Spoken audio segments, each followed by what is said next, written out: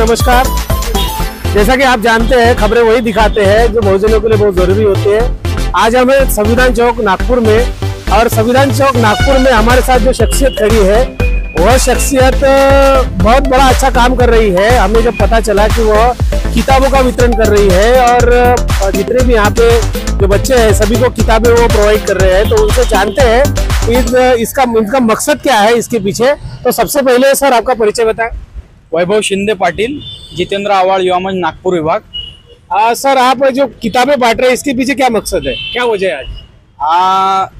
विषय असा आहे की आज आहे 12 डिसेंबर, आमचे नेते शरदचंद्रजी पवार साहेब यांचा आज वाढदिवस आहे। हा महाराष्ट्र ज्या दिवशी अस्तित्वात आला त्या दिवशी पहिले मुख्यमंत्री म्हणजे आपले यशवंतराव चव्हाण साहेब यांच्या विचारांचा वसा आणि वारसा, तसेच शिव फुले शाहू आंबेडकर यांच्या विचारांचा वसा आणि वारसा या महाराष्ट्रामध्ये पेरण्याचं काम ज्यांनी केलं ते म्हणजे आपल्या राजकारणातील भीष्म पितामह असं आपण ज्यांना म्हणू शकतो, ते म्हणजे आपले शरदचंद्रजी पवार साहेब यांचा आज वाढदिवस आहे। आणि त्याच निमित्तानं तुम्हाला माहिती असेल की शरदचंद्र पवार साहेब ओळखल्या जातात पुस्तकासाठी। ते तुम्ही त्यांना कधी पण पाहणार तर त्यांच्या आधी काही ना काही असेल जे ते वाचत असतात। आणि आजची जी पिढी आहे ती मोबाईल मध्ये व्यस्त आहे। ही मोबाईल मध्ये व्यस्त होऊन यांचा दिमाग हा बुरसटलेला झालेला आहे। आणि आपला देश जर आपल्याला घडवायचा असेल तर सुपीक डोके लागणार आहे, आणि त्यासाठी पुस्तक वाचणं गरजेचं आहे। आणि म्हणूनच लोकांना पुस्तक वाचण्याची आवड निर्माण झाली पाहिजे तरुणांमध्ये। म्हणूनच आपण या 12 डिसेंबरला पुस्तक वाटपाचा कार्यक्रम घेत असतो। सर प्रत्येक वर्षी हा कार्यक्रम घेत असता का? आता हे 4थं वर्ष आहे आमचं। अच्छा। येणाऱ्या काळामध्ये काय योजना आहे या पुस्तकाच्या संबंधात तुमच्याजवळ?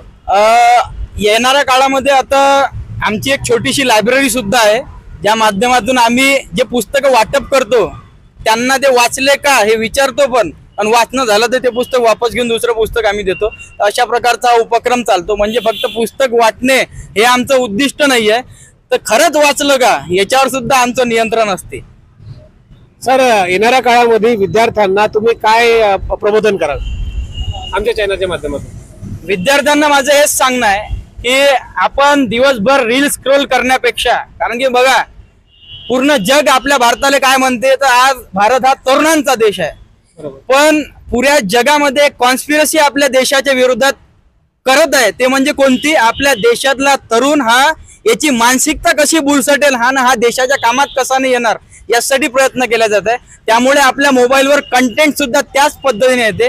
बघा आपल्याला वाटते की आपल्या आजूबाजूचे लोक हे बनवत आहे, पण ते लोक बनवत नाहीये, त्यांना बाध्य केलं जात आहे। तर कसं आहे, जे लोक मोठा विचार करतात त्यांना हे समजते की ही वर्ल्ड कॉन्स्पिरसी आहे की आपला भारत देश कसा मुळापासून खतम होणार। आणि याच्यासाठी एकच पर्याय, जर आपला भारत देश वाचवायचा असेल तर माणसानं वाचलं पाहिजे।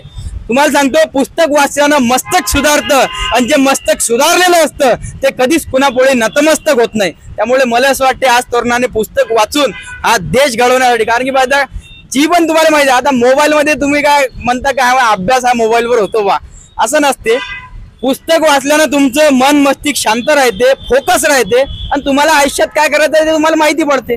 तुम्ही वाचलंच नाही तर तुम्हाला काय जगात काय होणार माहित पडणार आहे। आणि त्यामुळे आजची जनता राजकारणाला काय म्हणते, खराब आहे राजकारण, खराब आहे अरे भाऊ तू जेवतं ते बी राजकारणच आहे। तर सांगायचं तात्पर्य आहे की मानसिकता तशी झाली आहे, आणि मानसिकता सुधारण्याचं काम पुस्तकच करू शकते। आणि त्यामुळे आम्ही पुरोगामी विचारांचे फुले शाहू आंबेडकरांचे पुस्तक आम्ही वाटप करतो, कारण की शेवटी बाबासाहेबांनीच आपल्या हाती पुस्तक दिलं ना। आज कुठं म्हणजे गरीबातल्या पोराच्या हाती बी पुस्तक आहे, असा विषय। सर महत्वाचा आता एक प्रश्न आहे की राजनीतिक प्रश्न आहे की शरद पवार साहेब राजनीतीचा किडा मानले जातात महाराष्ट्रामध्ये, पण राजनीतीमध्ये एक बवाल झालेला आहे ईव्हीएम मशीनच्या बाबतीत, आणि प्रत्येक व्यक्ती त्याच्या विरोधात आहे, आणि बहुतेक पार्ट्या त्या ईव्हीएमच्या खिलाफ मध्ये उतरलेल्या आहेत। याच्या बाबतीत काही बोलू शकाल?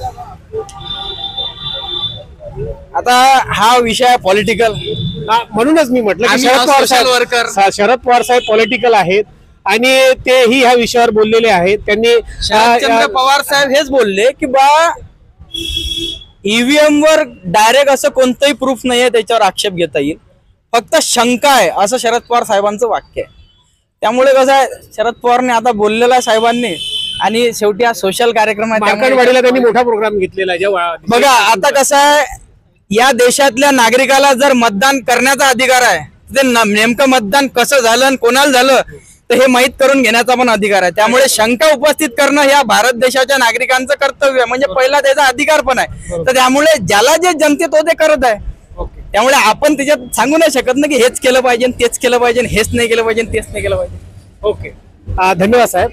तर आप देख रहे थे ये शरद पवार साहब के फॉलोवर है और हर साल किताबों का वितरण करते हैं और किताबों से मन मस्तिष्क एकाग्र होता है, केवल मोबाइल देखने से मन मस्तिष्क एकत्रित नहीं होता, ऐसा इनका कहना है. और हम भी ये मानते हैं केवल मोबाइल देखने से कुछ नहीं होता, किताबें पढ़ना चाहिए.